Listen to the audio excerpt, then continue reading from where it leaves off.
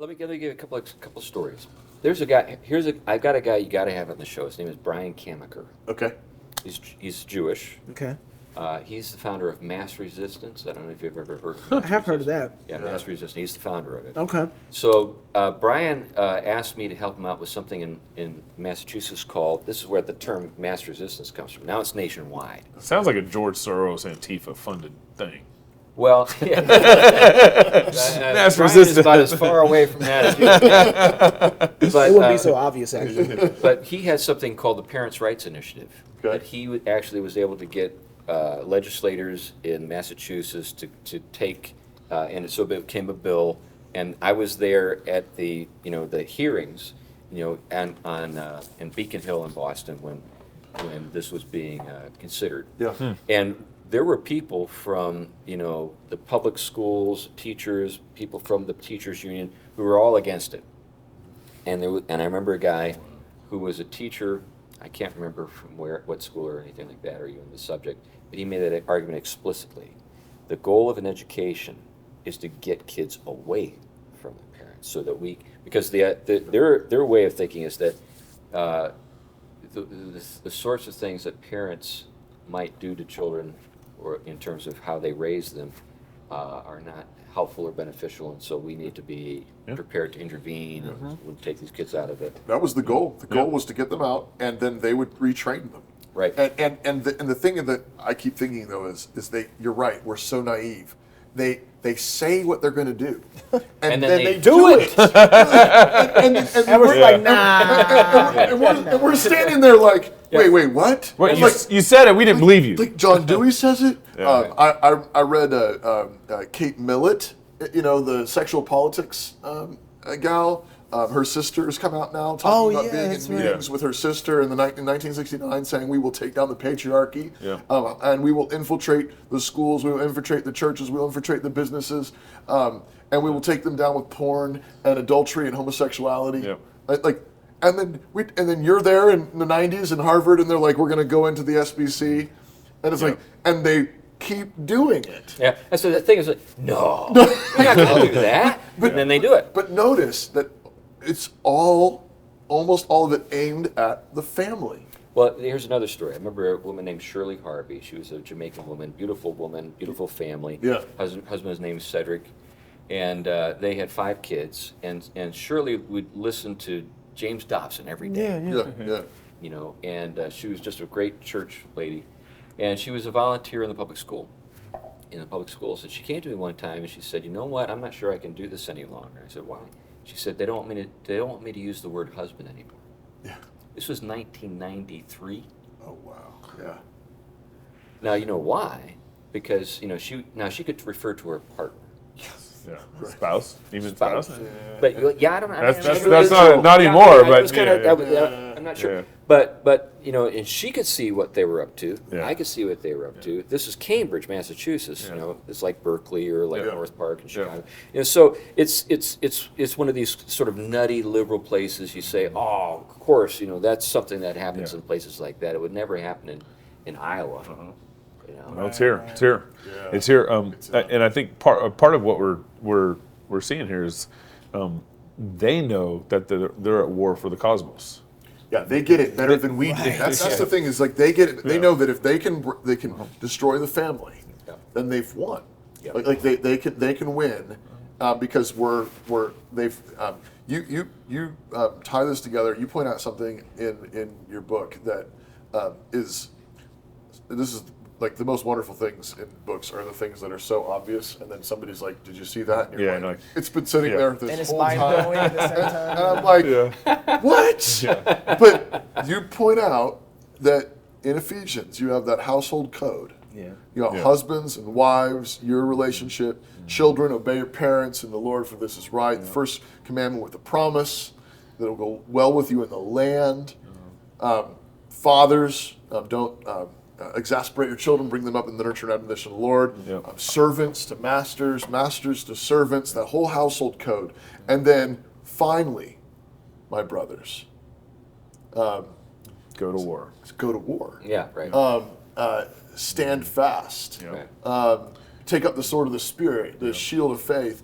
helmet of salvation. Because our battle is not against flesh and blood, but against principalities and powers. And I love actually how you summarize it as guerrilla piety. Yeah. Yeah, right. That terminology, guerrilla But piety. you gotta get this. Don't miss this. And it's like because I've been reading Ephesians for decades. Oh, and it's You're 40. And you read it, and we say, don't read this like it's just random stuff, like that Paul thought of. Yeah. But you still do it, and you're just like, okay. You know how it works. That was the section about the spiritual warfare. That's right. Well, you know how it works is you got J. Vernon McGee, Yeah. Bible, by brothers and sisters. Yeah. So he's talking. He gets to he's working his way through Ephesians. And Paul is in prison, and he looks and he sees a soldier, and he says, "Look at that armor. I can use that." Helmet of salvation. Yes. What's the helmet? It'll be salvation. What's the sword? What's the sword? That's right. Yeah, and Yes, we that's can- how I feel. I feel that slow. That's right. right. But the point being though that no, it wasn't that at all. Yeah. It was that Paul has a logic to this message, Right. driving the whole thing. And people, a number of people pointed out the first 3 chapters are, of course, sort of this Theology indicative of this is what's true, your place in Christ, what your salvation is. Therefore, go and be the imperative. And there's that 4 is kind of the internal piety and putting on new obedience, putting off the old man, and then 5 is this piety then applied to the household. And then it drives right into the warfare. How is the household, a rightly ordered household, by the grace of God, going to war with the principalities and powers? Well, if you recall, there's a point in Paul's exposition where he says that what we do is we're putting all of these things are on display for the principalities and powers. Yeah. So it's sort of like like a film or a picture. This is how it's going to end principalities and powers. Huh. This is a preview of coming attractions. You're doomed. And the end is the marriage supper of the Lamb. That's it. Amen. It's all things subject to Christ. Right. And the saints raised, heaven come to earth. Yeah. That's what I was saying earlier. That we didn't know how powerful That's it. our marriage was, right? How important it was. Yeah. That's so much we're taught. It's like Christians get married.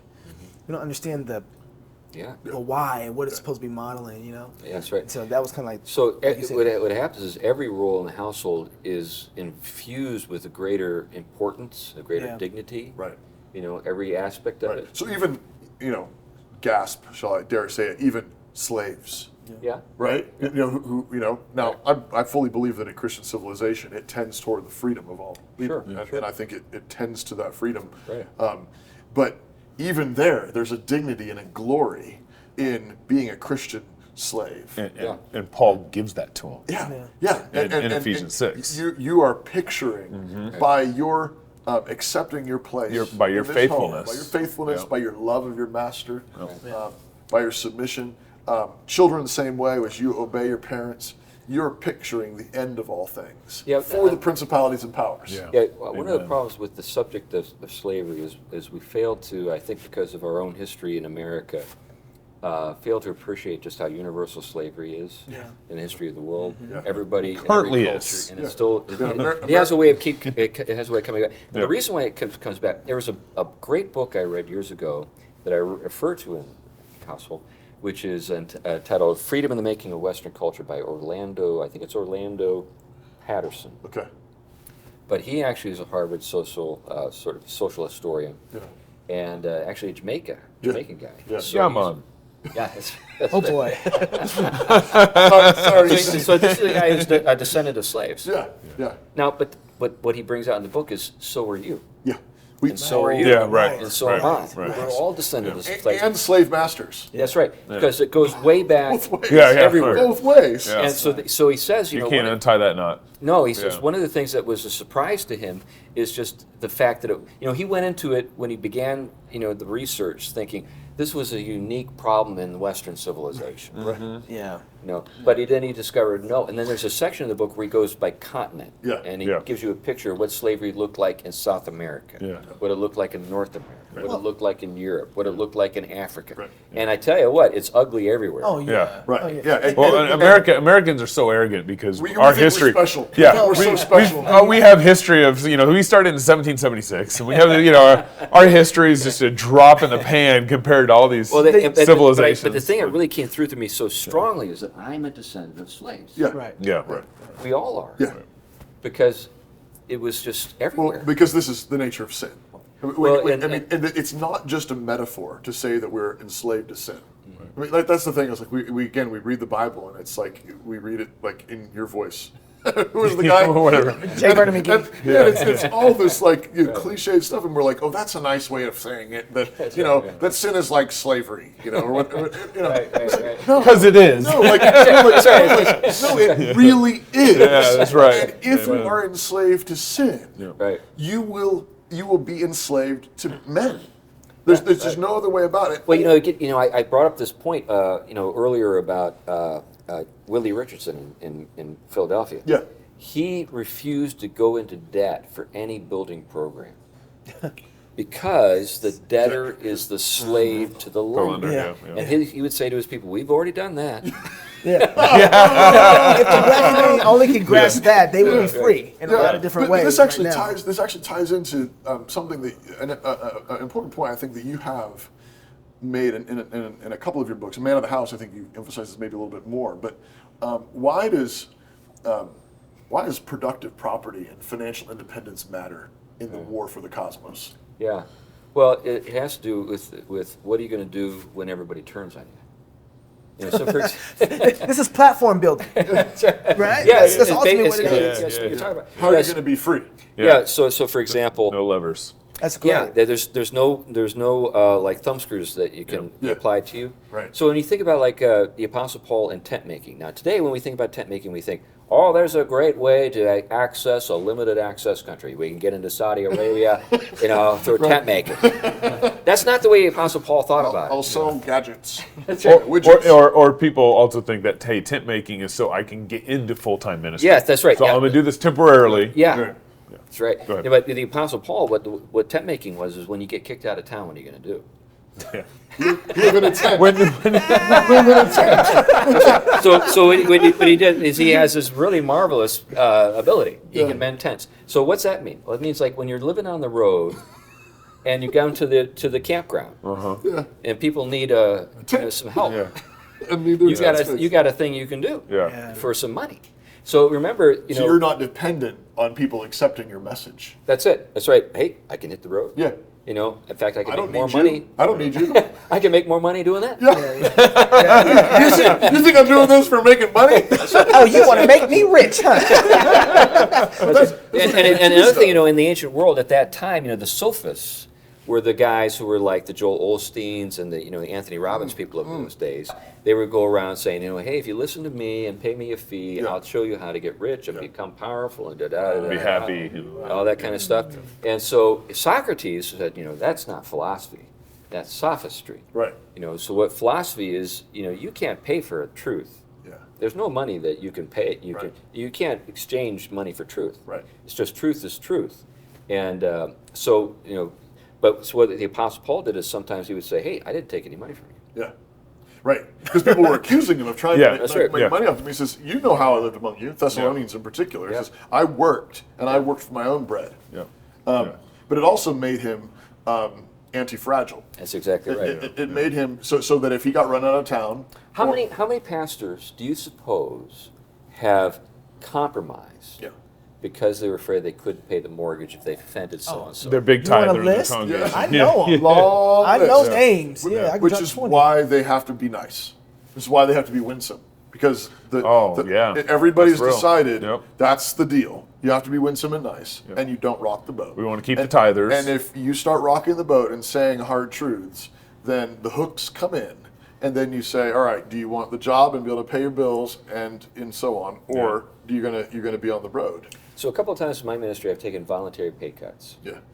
Like I took a volunteer pay cut when we had the big crash back in 2008. Yeah. Just because, it was like, hey, we ran in the red this Yeah, year, the only yeah. time we've ever run in the red, so we need to get this boat,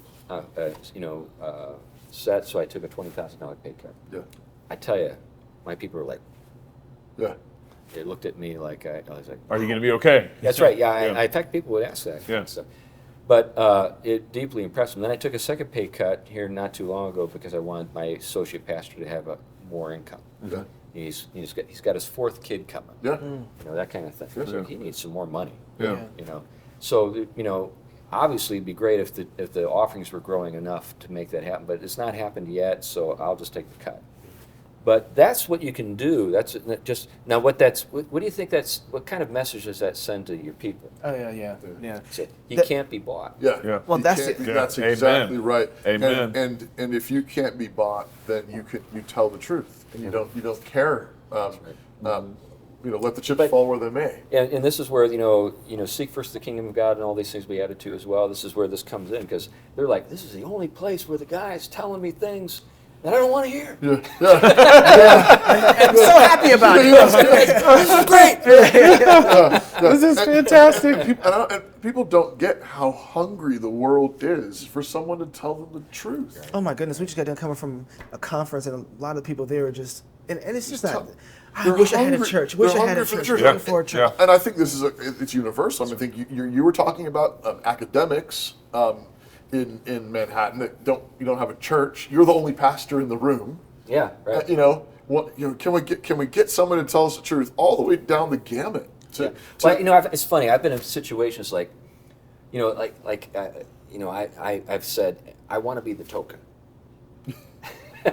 I want to be the token pastor or so whatever. Because what that does is that gives you sort of like leverage and different things.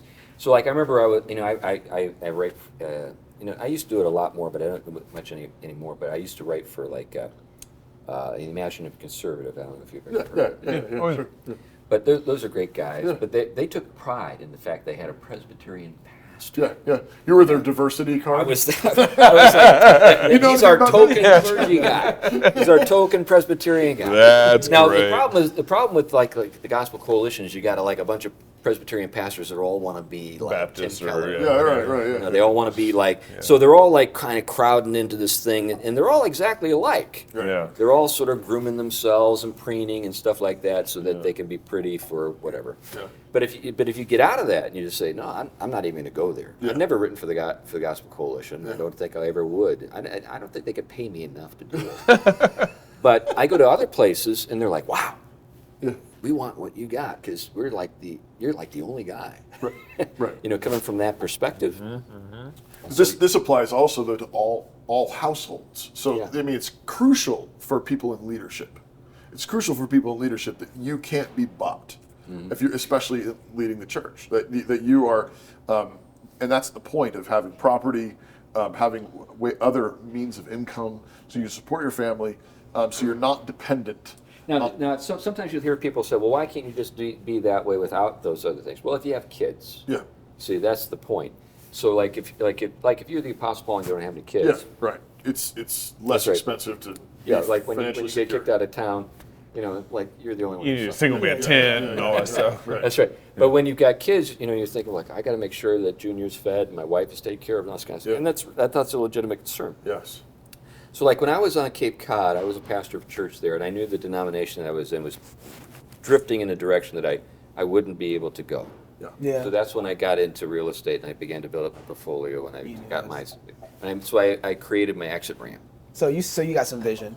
So do this for me right now. With the way you see things right now, the landscape that we have inside of evangelicalism, where are we going to end up if we don't have revival? Oh yeah. And then if we do have revival, point to me what it looks like. What will be the points of it? Oh, this is about to break. So just kind of set out those two categories for me. Where are we going? Kanye. Well, I actually think that's a good point. I don't know him. I'm not like a person who follows his music or anything. Or, it's impossible not to know who he is, even when you don't want to know who he is. Right. It's just like he's everywhere. But what's intrigued me about him is he's got this, who cares what you think kind of mindset. Always has. And that's a very winsome thing. Here's the funny thing. Uh-oh. He's winsome. He's winsome without trying to be Yeah, winsome. right. And the people who want to be winsome are the people who are repellent. Well, yeah, because all the Christian rappers just got done leaving evangelicalism Yeah. because they didn't want to be 'Cause they were identified gonna- as Christian Because rappers. they were going to try to be cool. Yeah, they wanted to be cool. And here, Right. But So when I look at him, I think, here's a guy who has had it all. Yeah. He's got all the things Yeah. that everybody else says they want. He's already there. You Well, think about his wife, Yeah. Right. Well, So- and he's financially, like, He's there. he doesn't need anybody. right. well, Well, That's the way we were to- talking a little earlier about some stuff, but I was just talking to Nate about this kind of stuff the other day, and I don't want to say anything, that he's the person who ought to say it. But one of the things that we were talking about is like what we call the end around. Yeah.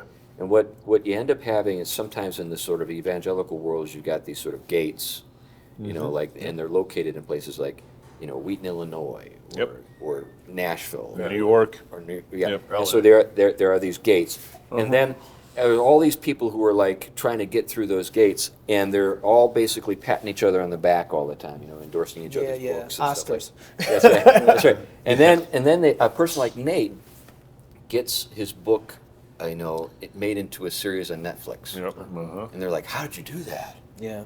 But they weren't willing to talk to him Nope. before that happened. Nope.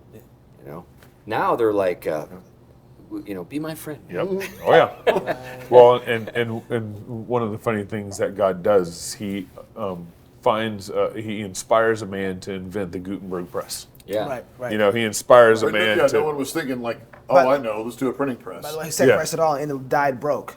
Yeah. Right. And Right. and then the internet happens and podcasting and then I was there's was no gates. halfway joking, throwing out Kanye. Yeah. But, only halfway. Yeah. But like, he's the guy now saying like, hold the hands of your family and pray together. Yeah. Raise up your boys, Keep raise them up in your the faith, girls, love your wife, Yeah. and buy property. Right. Yeah.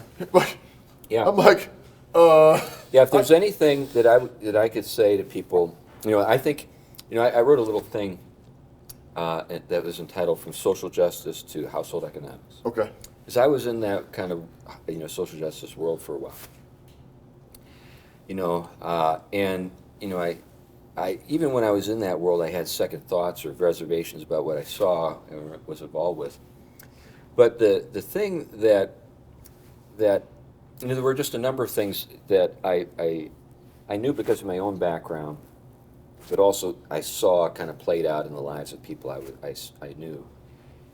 That when fathers are patriarchs in the biblical sense, their children thrive.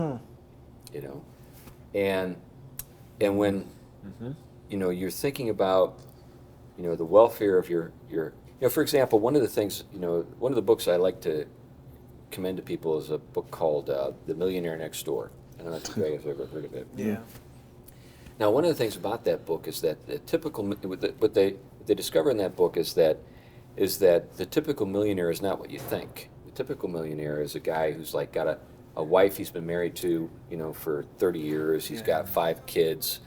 He's got a business in a small town. Doesn't buy expensive cars. And it's Yeah. only after he becomes a millionaire he divorces his Ring. wife. Actually, in the book, what you discover is all sorts of things, because it was a book that was written by a couple of guys who were sociologists who studied millionaires, and what they discovered is that one of the driving forces for these guys was, I got to make sure the kids are fed. That was one of the things. Yeah. It wasn't just that they wanted to be millionaires; it's they wanted to provide for their wives and their kids. Right. And so they got creative. Right. They thought about it. And all these guys are doing things, and like 95% of them are men. Right. Right. That was one of the things that's the politically incorrect thing to Yeah. say. Right. and Wage equality. that's right. And they're Their spouses. Yeah. That's right. And then their wives were very frugal. Like one of the things in the book is they said, I can't get my wife to spend any money. Yeah. Interesting. She clipping coupons. So there's this great scene in the book where this guy is like, he's got like $30 million and his wife's and he gives his wife like $8 million. That's nice. And she's clipping the coupons.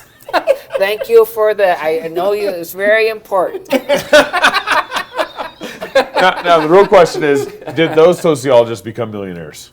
Because if they didn't, I don't believe that study. Yeah, I don't know. kidding. I don't know about those guys. But getting back to my point, though, is that we have this idea that if I don't have kids, then I'll be able to spend more money on me.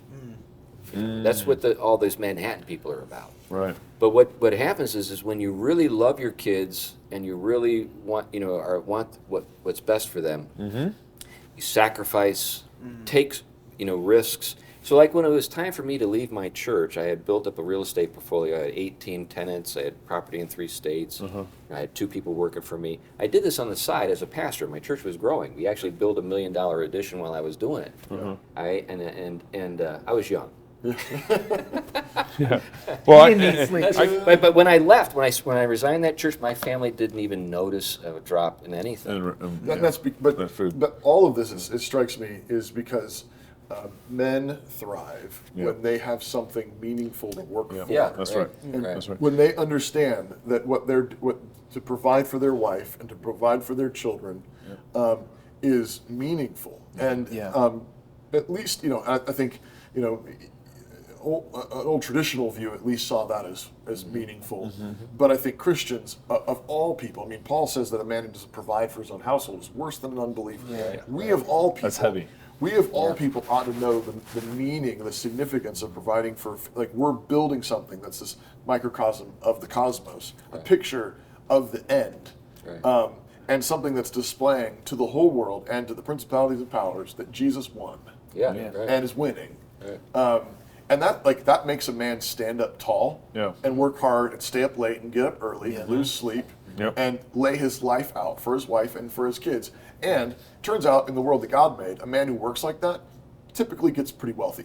I can't tell you when I got engaged when I was 25 years old, and I don't know what happened. Like a switch flipped. Yeah, right. And I was engaged. You were my drive as a man kicked in. I mean, I was always a motivated guy, and I worked hard. I was never lazy, but getting engaged and then getting married just changed me so much. I got married in college, and you can see the line when I got married in my grades. I'm totally serious. My grades, I was a decent student. I wasn't a terrible student. I get married, and all of a sudden, my grades just went boom. I had my best grades ever. Senior year in college. I graduated, and then actually took 4 years working, and then I went to seminary. I went to seminary. We had my son, we had a daughter who was born, and then another daughter who was born. My best grades ever, with 3 kids. And no time on your hands. No time. But, but when you have all the time on your hands, all the world on your hands. As an 18-year-old freshman. Exactly. Getting exactly. grades. Well, I can tell you what, it's because you think, I don't care what you think about me. I'm going to play video games. Because I'm old. Because who am I working for? I'm working for me. That's right. What a great way to ruin a culture. It's working for me. That's really good. Right? So, I don't know what you think, but it seems to me that Manhattan can't last. No, it's not lasting, actually. That's right. It seems like it's going to collapse. It has to import more singles. It has to They're collapse. killing off. Yeah, that's the only way they can do it is they keep import importing more singles. But it's a dead end. I mean, literally, it's a dead end because they're not having babies. Well, this goes back to my question. I really want to get this. What track out for us the future? If you're a prophet, you look at the time. Track it out. Where are we going to end up at? I've got a little, because I'm right next to Manhattan. I've got people in my congregation. I've got what I call up and outers. You got down and outers and you got up and outers. Oh. Up and outers are people who have had everything, and have gotten to the point Kanye's at. They're like, what's this all about? So, that's right. for example, I got a man in my church whose mother was the editor of Look magazine. That's like Time magazine or whatever back in the day. He grew up in a very Tony area, went to prep schools, all this kind of stuff. He's just had a really, it's like a jet-setting life. He vacationed on the vineyard in Nantucket as a kid. He actually did. They were you go to his house. There are paintings in the wall of royalty and stuff from the past. Stuff like that. And he's in his 70s now, and he's like, he's a Christian. It's like, what are all those wasted years? You know, and he looks back on it. So what you end up with is, and he's not the only one. I've got guy after guy after guy like that who have had what the world thought was important. Yep. So what we're going to end up with is, you know, a world that's sort of wasted. Mm-hmm. You know, all these people. Problem is that you know, Iowa keeps generating more. You know, who believe the lie. Think they're going to realize that it's been wasted? Well, you know, the people who've come through it often are able to see that unless they're trying to justify their pasts, you know, and stuff like that, and sort of make it look better than it was or whatever. But you know, the thing I anticipate, or I think is happening, is that it's going to be a long, slow kind of. Now, I was just talking with Doug about this. You know, Doug thinks there might be some kind of sudden thing, and certainly that's possible. But the kind of thing I'm thinking about, it's like when you think about like I worked with addicts back in the day, and you know, with the thing with an addict is they get like right there, almost to the bottom, and they just kind of get their act together enough to put it off a little longer. Yeah. And then they do the same thing again and again. And I think that's kind of what I see our culture is like. It's like an addict. They can't quite hit bottom. Yeah. You know, reforms just enough to put it off another day. It's kind of the worst case scenario. Yeah. This is depressing. That's kind of Yeah. so like Man of the House and War for the Cosmos is sort of a way of thinking. Now I'm an optimist. You know, I'm a post-millennial guy. You know, Yeah. I've got the long view. Yeah. You know, but we may be talking thousands Yeah. of years Yeah. with that long Sure. view. And what we may be in is that sort of almost hitting bottom phase for a long time. Well, you think about Rome collapses. I mean, and you know, and it didn't collapse in a day. Yeah. It collapsed over hundreds of years, basically. Right. And then we went into what we now know as the Middle Ages, Right. where you have communities of fruitfulness. I mean, it's not the Dark Ages. Dark Ages is a complete misnomer that was invented by the Enlightenment. It was, but they were the Middle Ages. It was an era of a slowdown, but what you had was these communities of intense fruitfulness and an industry. I mean, what led to the Renaissance and the scientific revolution was intense faithfulness and fruitfulness. Like when you think about a business, oftentimes what happens in a business is you pay into it for years and years and years and years, and then all of a sudden the hockey stick. Yeah. Yep. Why did it take off? Yeah. But there's all that pay in for a long time. Yep. Like I look at a thing, you know, like a community like Moscow. You know, one of the things that impresses me at a distance, you know, I'm on the other side of the country. Yeah. When I come out here, I see all the businesses that are, you know, all the things that are going on. Yeah. You know, the media stuff that you guys are doing, The podcasts. podcasts about politics. And what I see is, you know, kind of what you just described. You're not quite to the hockey stick yet, Yeah.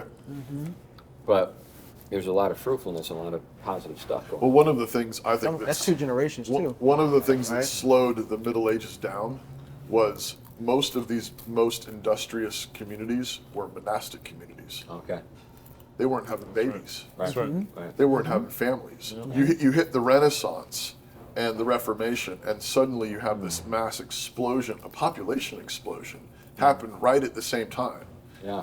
as industrial and scientific Yeah. and theological. And not- I not was going to least- say not- books Yeah, and mass production. Yeah, mass production of the Bible Yeah. and theological pamphlets and the gospel going forth. So now you have people and you have a reason to live and a reason to build families and churches. So maybe I'm somewhere in the middle then between you and Doug, but I think there might very well be something cataclysmic, some kind of crisis. I also think that it's going to be communities where Christians have been thoughtful about building families, building legacies, thinking long term, having big families as God allows them to, raising children in Christian education, getting them out of the public schools, having churches that have pastors with backbones that are not there to please You keep making this list smaller and smaller. It was like this. We were out here, and then you keep going like this, and then it gets smaller and smaller. We were at a conference recently, and Toby was preaching a Sumter fire, is what we call them now. And Sometimes people preach dumpster fires. Toby preaches Sumter fires, and one of the things that struck me when he was preaching was just how much of authority problem we have. We don't like God's authority. We have authority problem with Father. And then actually just reading your book, coming home from that conference, which was kind of funny. You were talking about principalities and powers, and the Greek word for power is exousia, which is authority or power.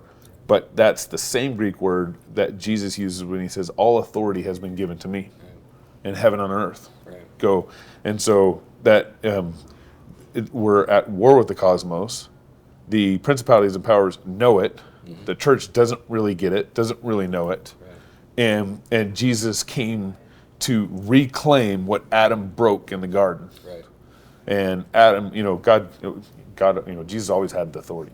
Right. Jesus was God. Yeah. Right. He never lost authority. Right. He was claiming he came to fix what man broke in the garden. God really did give men authority in the garden. He gave Adam dominion to go take dominion, and Adam sinned, and one of the central things that Adam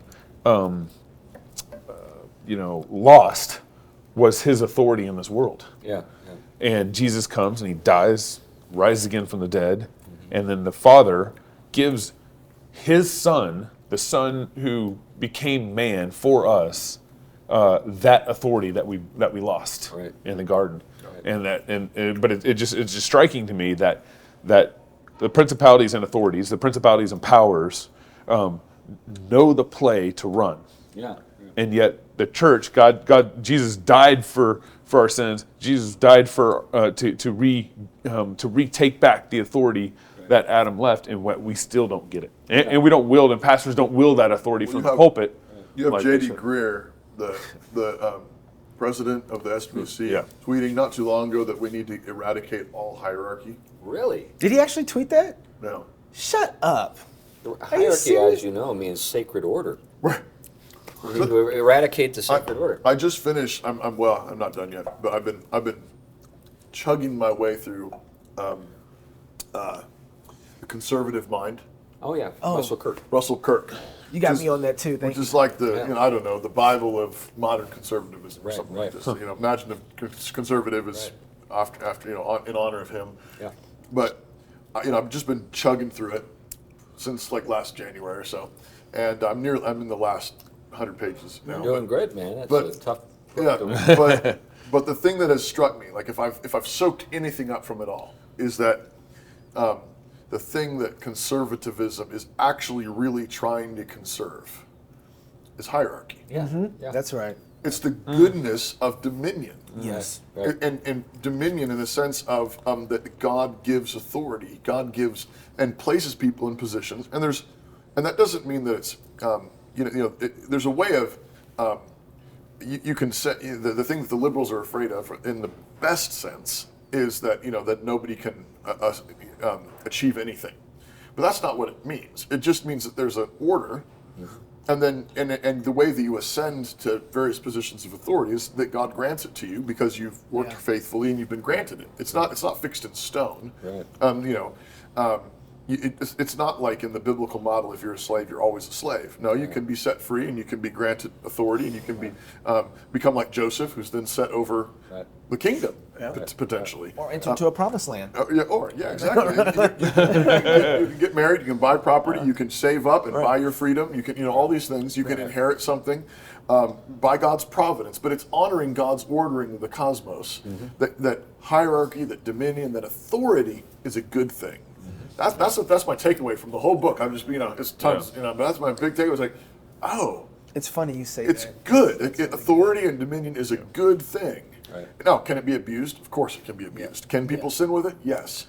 But the last thing in the world we should want is the obliteration of authority. That's almost a monastic kind of thing that guy said. The monks said, essentially, well, we don't want to, misuse wealth or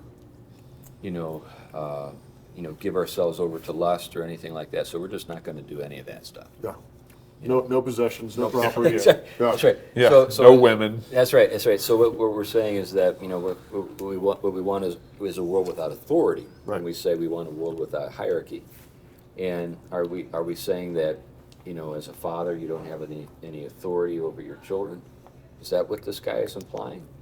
Now giving him credit, he probably hasn't put A and B together to arrive at C. The scary part is maybe he has. But, Right, yeah, yeah. that's right. And he's not. That would, Yeah, that would yeah. be scary. That would be Right. scary. But let's just assume that he's just not bright enough to put. Let's give him the benefit of the doubt. I'm with you. This would be a great tweet. Get a lot of likes. Or his wife said, honey, this is what you're tweeting tonight. Uh-oh. But anyway, yeah, I'm with you completely on all that.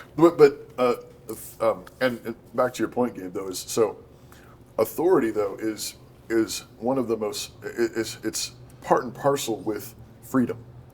Yeah. Right? To be free is to take responsibility, which means authority. Yeah. So Which, even- and which slaves don't have. But whatever Right. God gives you authority over, that's your freedom. Yeah. That's your area of freedom. And so the more authority you get or responsibility you get, the freer you are. Yeah. But we've got this notion of freedom that's just doing whatever I feel like, rather than it actually being your area of responsibility, your area of authority. And so to say we want to throw out all hierarchies, all authority, is basically to say we want to be slaves. Yeah. Right. But a man who says, no, I'm going to take responsibility for my family. I'm going to take responsibility for my wife and for my children. I'll provide for them well. I'm going to make sure that they're growing in Christ in knowledge and understanding, in gifts and abilities and skills and so on, is to say I'm going to be a free man. Yeah. I'm going to be a free man and a man who provides for himself, who's independent as much as he possibly can be in a godly way, is actually is being granted authority and responsibility, power and freedom, and that's again a picture of what God is doing with the whole world, the whole universe. And here's the thing: as a pastor who doesn't wield his authority well, Doesn't show what freedom looks well, like. he's leading his whole congregation into slavery. Yeah. Right. Well, hey, we've been enslaved for so long. I don't think we even know. Like when I was hearing you talk about this, is I have connectors to everything you're saying. But honestly, if it was just 7 years ago, 10 years ago, I don't think I would have connected all those things to tangible items and what you're talking about. Right. It's What so- that looks like. So somebody can hear everything you just said and not have any connectors for those words. Right. But where are you getting your money? So Right. make it real practical. Like, Right. who owns your land? Right. Do you own your land?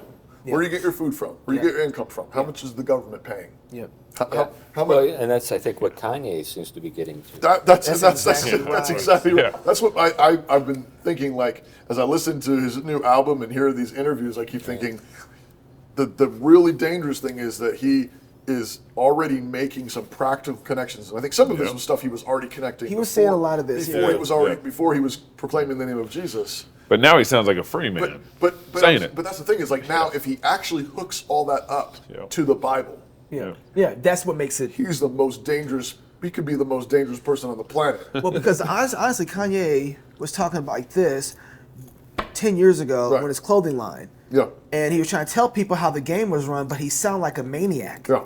Okay? Yeah.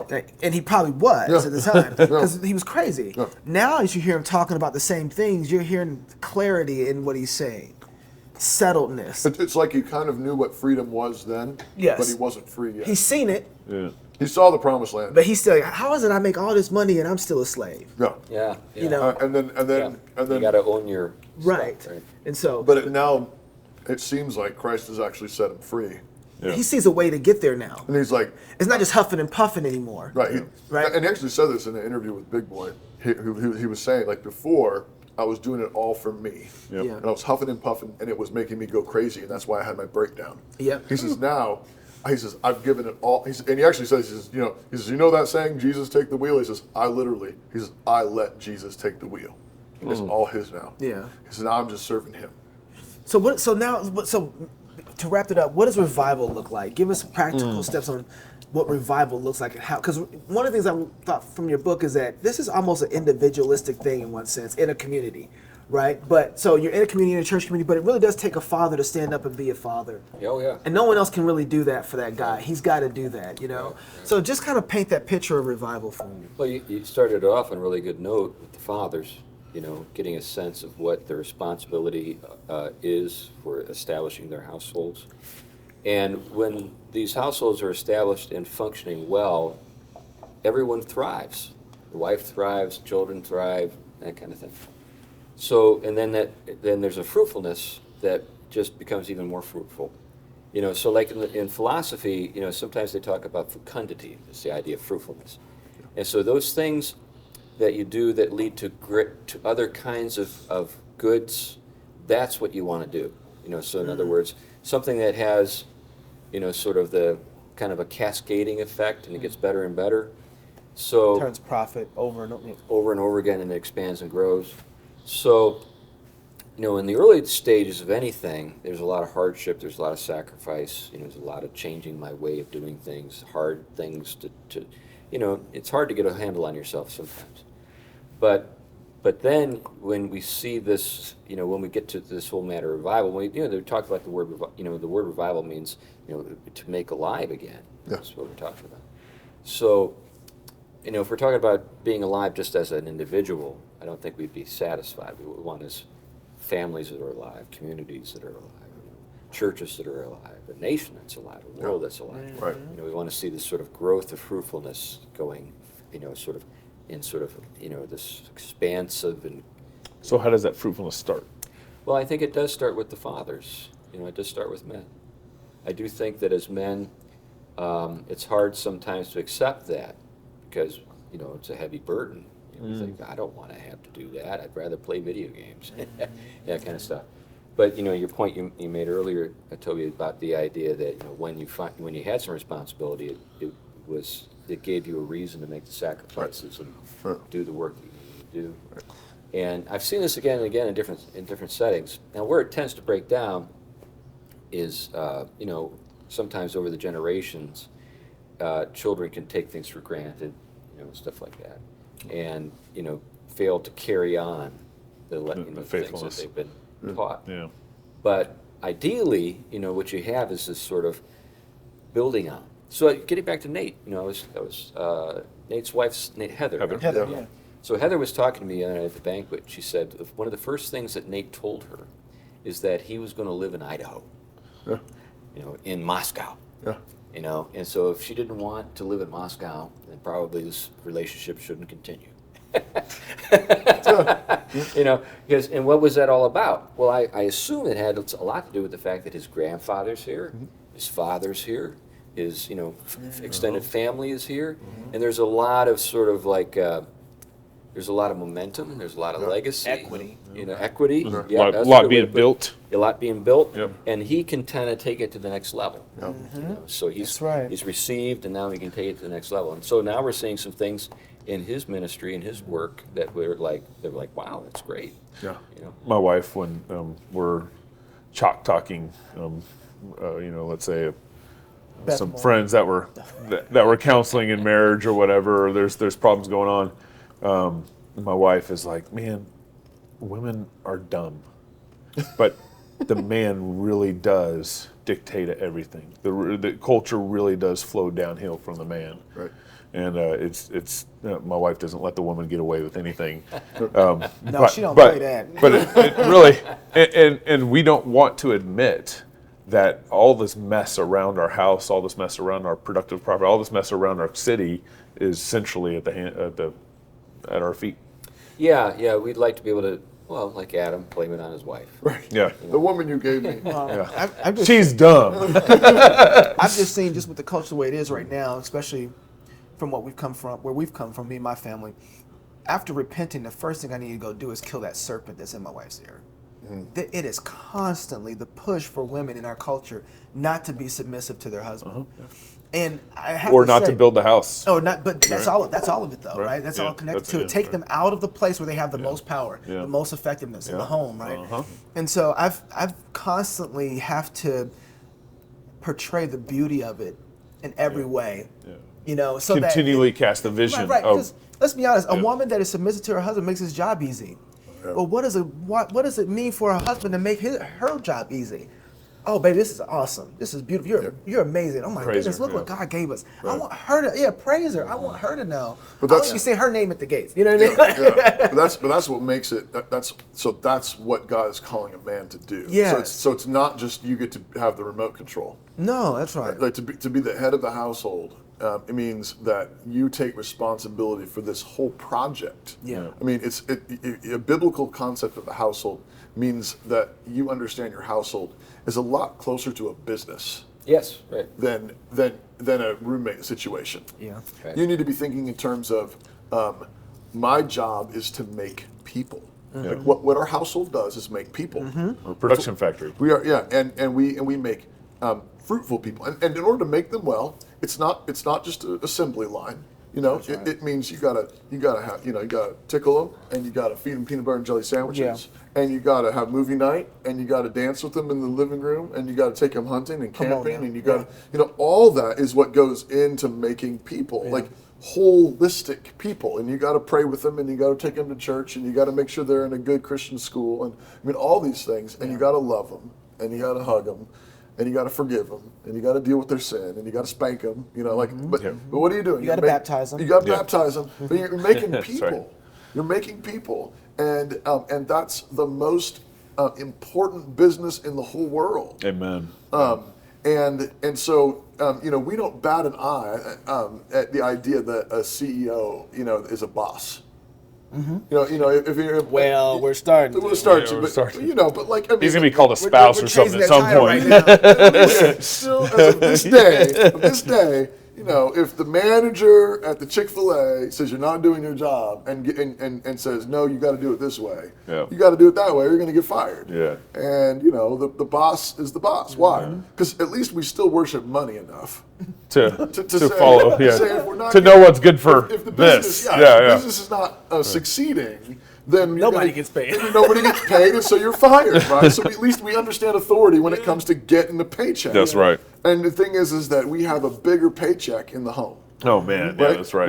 We have a glorious paycheck in people Right. growing up who are made in the image of God, who love the Lord Jesus, who seek first the kingdom. And that is a project that's, again, is cosmic, and it's political. Yeah. And it's cultural. Yeah. And that's why it's so hated.